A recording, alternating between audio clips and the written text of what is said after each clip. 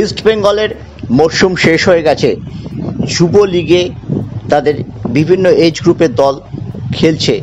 ঠিক এই সুযোগে সামাজিক দায়বদ্ধতা থেকে কিছু করার তাগিদ অনুভব করেন লাল হলুদ কর্তারা। ইস্ট বেঙ্গল ক্লাবের মিডিয়া রুমে আয়োজিত হয়েছিল ক্যান্সার সচেতনতা শিবির। প্রায় 100 জন মানুষ উপস্থিত ছিলেন। রেজারেকশন নামে একটি চ্যারিটেবল ট্রাস্টের উদ্যোগে আয়োজিত সভায় উপস্থিত ছিলেন ক্যান্সার জয়ী সুরজিৎ বসু।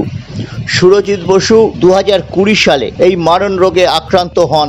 প্রায় 3.5 বছর টানা চিকিৎসার পর তিনি অনেকটাই সুস্থ। তিনি চিকিৎসা করাতে দিল্লির এইমসে গিয়েছিলেন।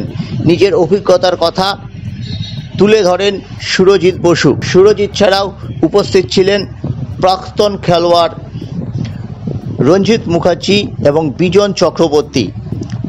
ইস্ট বেঙ্গল কর্মকর্তাদের মধ্যে এই সচেতনতা শিবিরে বক্তব্য রাখেন সহসচিব রূপক সাহা, কর্মসমিতির সিনিয়র মোস্ট সদস্য রাজা গুহ প্রমুখ।